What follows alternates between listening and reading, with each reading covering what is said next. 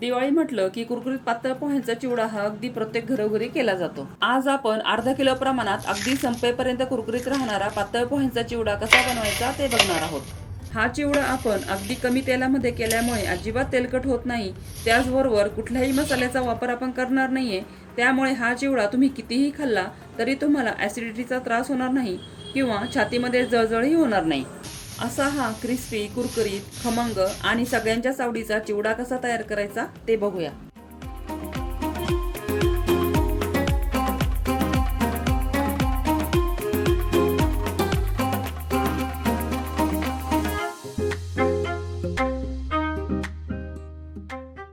चिवडा करायच्या अगोदर पातळ पोहे आपल्याला एक दिवस उन्हामध्ये वाळवून घ्यायचे आहे, म्हणजे पोहे भाजताना ते आकसले जात नाही।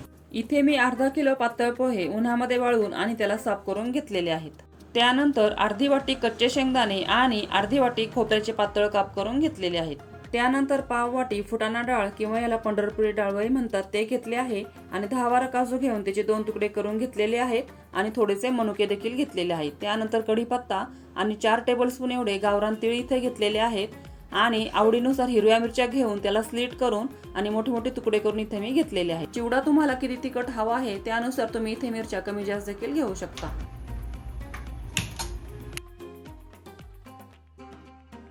आता आपण सगळ्यात अगोदर पोहे भाजून घेणार आहोत। तर इथे माझ्याकडे मोठ्या साईजची कढई असल्यामुळे मी सर्व पोहे एकाच वेळी भाजून घेणार आहे। तुमच्याकडे छोटी कढई असेल तर 2-3 बॅच मध्ये थोडे थोडे पोहे तुम्ही भाजून घेऊ शकता। आता हे पोहे आपल्याला मंद गॅसवर अगदी कुरकुरीत होईपर्यंत भाजून घ्यायचे आहे। 2 उलटण्याच्या सहाय्याने आपल्याला अशा प्रकारे हलवायचे, म्हणजे पोहे अजिबात तुटत नाही। साधारणपणे 10 ते 12 मिनिटं लागतात आपल्याला हे पोहे भाजून घेण्यासाठी। पोहे भाजल्यानंतरचा आवाज तुम्ही ऐकू शकता। एवढे कुरकुरीत होईपर्यंत आपल्याला हे पोहे भाजून घ्यायचे आहे, तरच आपला चिवडा कुरकुरीत तयार होतो। पोहे छान भाजून झालेले आहेत। आता ते मी दुसऱ्या बाउलमध्ये काढून ठेवते। आता कढईमध्ये मी 1 कप तेल घेतले आहे, पण आपल्याला एवढे तेल चिवड्यासाठी लागत नाही। तेल गरम झाल्यानंतर सगळ्यात अगोदर शेंगदाणे आपल्याला छान असे खरपूस तळून घ्यायचे आहे आणि त्यानंतर हे एका ताटामध्ये आपल्याला काढून ठेवायचे आहे। आता खोबऱ्याचे काप आपल्याला लाईट गोल्डन कलर येईपर्यंतच तळून घ्यायचे, जास्त डार्क करायचे नाहीये, नाहीतर ते खाताना कडू लागते किंवा जळकट लागते। आता याच ताटामध्ये आपण ते काढून घेणार आहे। आता काजू देखील आपल्याला लाईट गोल्डन कलर येईपर्यंतच तळून घ्यायचे आहे आणि ते देखील तळून झाल्यानंतर याच ताटामध्ये आपल्याला काढून ठेवायचे आहे। आता मनुके तळून घ्यायचे आहे आणि ते देखील तळल्यानंतर आपल्याला याच ताटामध्ये काढून घ्यायचे आहे। आता फुटाण्याची डाळ आपल्याला तळून घ्यायची आहे आणि ही लगेचच तळली जाते, जास्त वेळ लागत नाही आणि तुम्ही जर जास्त तळली तर ती कडक होते। आता ही देखील आपल्याला याच ताटामध्ये काढून घ्यायची आहे। आता आपल्याला मिरच्या तळून घ्यायच्या आहेत आणि मिरच्या तुम्ही जर अशा प्रकारे उभ्या चिरून आणि त्यानंतर जर त्या तळल्या तर त्या अगदी आतपर्यंत छान अशा कुरकुरीत तळल्या जातात आणि मग आपला चिवडा देखील त्यामुळे नरम पडत नाही, अगदी संपेपर्यंत कुरकुरीतच राहतो। आता कढीपत्ता देखील आपल्याला छान कुरकुरीत होईपर्यंत तळून घ्यायचा आहे आणि त्यानंतर तो देखील आपल्याला याच ताटामध्ये काढून घ्यायचा आहे।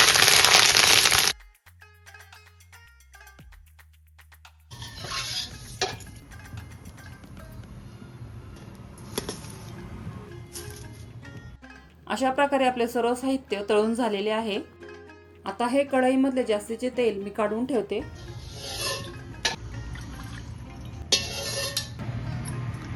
बघा, अर्धा कप तेल मी इथं काढून ठेवलेलं आहे आणि थोडंसंच तेल आहे, 1 चमचाभर तेल असेल फक्त कढईमध्ये।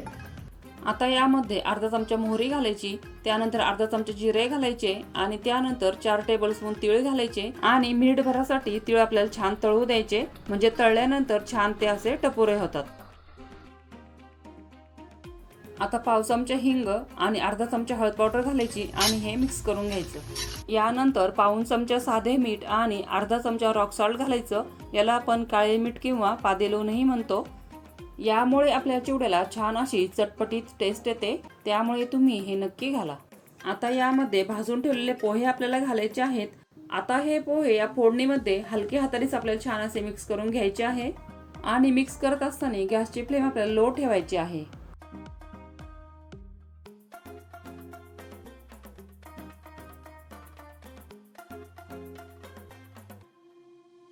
पोहे मिक्स करून झाल्यानंतर तळून ठेवलेलं सर्व साहित्य यामध्ये घालायचे आहे आणि हे देखील आपल्याला छान मिक्स करून घ्यायचे आहे।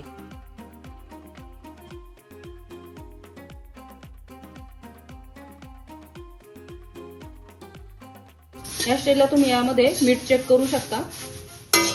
मी आता चेक करते. खूप छान झालं, एकदम परफेक्ट आहे आणि एकदम कुरकुरीत झालेला आहे चिवडा.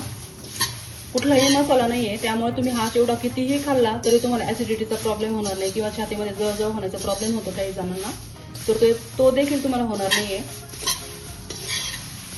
आणि हा चिवडा असा सिंपलच छान लागतो. यामध्ये तुम्ही कुठलाही चिवडा मसाला यूज करू नका. अशा पद्धतीने एकदा नक्की करून बघा. इथं आता मी पिठी साखर घेतलेली आहे आणि आपल्याला चिवडा किती गोडसर हवा आहे ना त्यानुसार आपल्याला यामध्ये पिठी साखर घालून घ्यायची आहे. आम्हाला थोडासा गोडसर लागतो त्यामुळे मी इथं 3 ते 4 चमचे घातलेले आहे. गॅस आणि पिठी साखर घालताना आपल्याला गॅस कंपल्सरी बंद करायचा आहे आणि त्यानंतर त्यामध्ये पिठी साखर मिक्स करायची. आणि पिठी साखरमध्ये जर गुठळ्या असतील तर तुम्ही चाळणीमध्ये घेऊन ती गाळून पण यामध्ये घालू शकता. खायला तर एकच नंबर लागतो.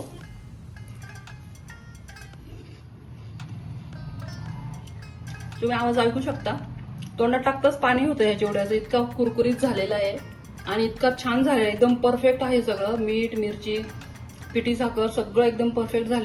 कमी तेलामध्ये तयार होतो, अजिबात तेलकट नाहीये. फक्त अर्धाच कप आपल्याला यामध्ये तेलाचा आपण वापर केलेला आहे. तर या दिवाळीला तुम्ही हा चिवडा नक्की ट्राय करून बघा आणि मला कमेंट करून सांगायलाही विसरू नका. आणि व्हिडिओ आवडला असेल तर व्हिडिओला लाईक करा आणि जास्तीत जास्त लोकांपर्यंत शेअर करा. आणि चॅनलला अजून सबस्क्राईब केले नसेल तर चॅनललाही सबस्क्राईब करून ठेवा, कारण पुढे खूप छान छान रेसिपीज मी तुमच्यासाठी घेऊन येत आहे. त्यामुळे त्या रेसिपीज देखील तुम्हाला बघायला मिळतील.